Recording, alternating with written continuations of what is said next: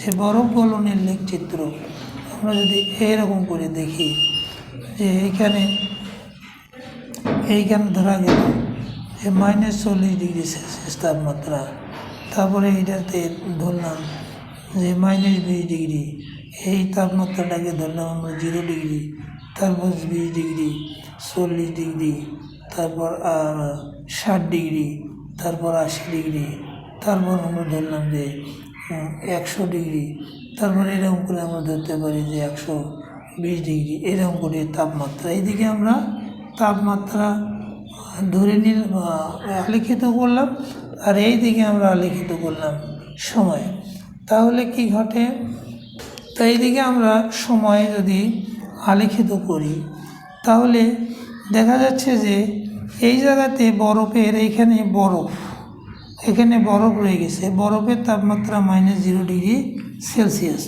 এখন যদি আমরা বরফে তাপ দিতে থাকি তাহলে বরফের তাপমাত্রা এরকম করে বাড়তে থাকবে, এবং এই যে 0°C তাপমাত্রা, এই তাপমাত্রায় এ বিন্দুতে গিয়ে এই বরফ গলতে শুরু করবে, এবং একটা সম্পূর্ণ বরফ পানিতে পরিণত না হওয়া পর্যন্ত তাপমাত্রা আর বাড়বে না।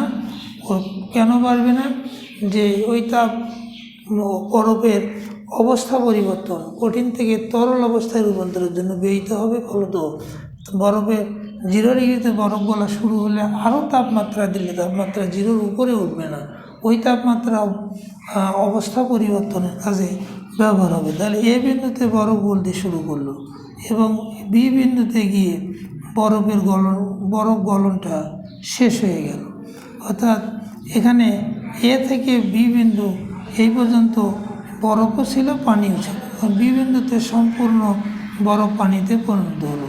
এরপর তাপমাত্রা বাড়ালে আবার তাপমাত্রা উপরের দিকে উঠবে, উঠে 100°C তাপমাত্রায় গিয়ে এই সি বিন্দুতে 100°C তাপমাত্রায়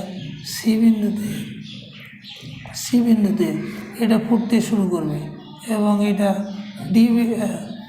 ডি রেখা পর্যন্ত সিডি রেখা পর্যন্ত, অর্থাৎ সি বিন্দুতে পানি জলীয় বাষ্পে পরিণত হওয়া শুরু করবে, এবং ডি বিন্দুতে গিয়ে সম্পূর্ণ পানি জলীয় বাষ্প হবে। অর্থাৎ সিডি রেখাতে পানিও থাকবে, জলীয় বাষ্পও থাকবে, তারপর তাপমাত্রা আবার বাড়তে থাকবে। তাহলে আমরা এ বিতে আমরা কি পেয়ে যাই? এ বিতে আমরা পেয়ে যাব এইখানে এটা হলো বরফ, এটা পানি, বরফ পানি মিক্সার, এটা পুরোই পানি, আর এটা হলো বাষ্প। কি বাষ্প? এটা জলীয় বাষ্প।